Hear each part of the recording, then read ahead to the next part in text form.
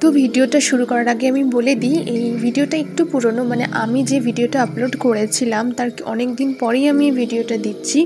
আর কিছু কারণবশত ভিডিওটা এডিট করা হয়ে ওঠেনি আর দেওয়া হয়ে ওঠেনি ভিডিওটা। তো যেহেতু ভিডিও করা ছিল তাই ভাবলাম যে এই ভিডিওটা দিয়েই দিই। আর ব্লগ চ্যানেল মানেই হচ্ছে একটু কন্টিনিউ না করলে ব্লগিংগুলো তোমরা বুঝতেও পারবে না কোনটার পর কোনটা হচ্ছে, তো তাই জন্যই ভিডিওটা দিচ্ছি। সরি ভিডিওটা একটু দেরি করে আপলোড করার জন্য।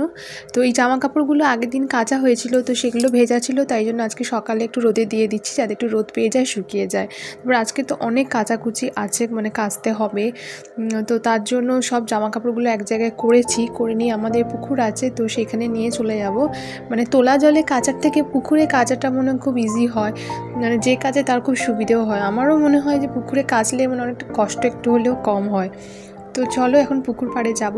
আর পুকুর পাড়ে এসেই দেখি আমার ননদ অলরেডি কাচাকুচিও শুরু করে দিয়েছে, মানে কিছুক্ষণ পরেই হয়তো নাপিত চলে আসবে নখ টক কাটতে। তো তার আগে আমাদের কাচাকুচিগুলো করে নিতে হবে, তাই জন্য আমি সব ভিজিয়েও দিচ্ছি, কেননা সবাই এক এক করে সবাই কাচবে, তারপরে আবার নখ কাটা আছে, স্নান আছে।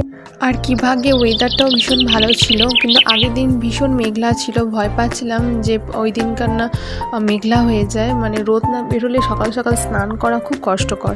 আর এদিকে আমার শাশুড়ি মা হচ্ছে উনুনে গরম জল করছে, মানে সবাই নখ কেটে আসবে, এক এক করে সবাই স্নান করবে। এটা আমার শাশুড়ি মা প্রত্যেক দিনই করে, শুধু আজকে দিনের জন্য না, রোজই এটা করে। মা সবার জন্য জল গরম করে দেয় উনুনে, আর সবাই ওই গরম জলে স্নান করে। তো এদিকে আমার বড় কাচতে শুরু করে দিয়েছে আর বলছে, হ্যাঁ তুমি বসে বসে ভিডিও করো আর আমি কাচি। তারপরে এই আমার ননদের কাণ্ড দেখো, সবাই ওকে বারণ করেছে তাও ও শোনেনি। যাই হোক, ছোটোবেলায় তো এগুলো আনন্দ মজার, এগুলো হচ্ছে আমরাও আমাদের ছোটোবেলায় করেছি।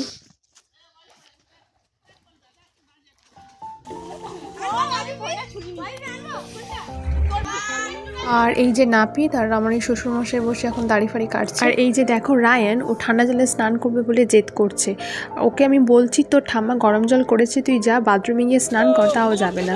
আর এদিকে দেখো আর ওর কাকু জল ছুটছে, মানে মানে কি বলবো, বাচ্চাদের যা হয় এই করে মজা করছে। কচি যা না, ঘরে যা।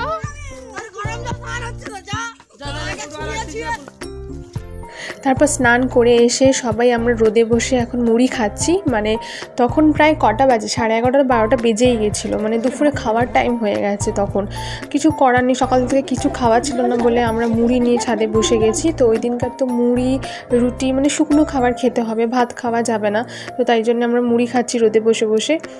তারপরে দুপুরবেলা আবার কটার দিকে, ওই 1:30টার দিকে আবার নেমেছি, নেমে আবার পরোটা করছি আমি আর আমার যা মিলে।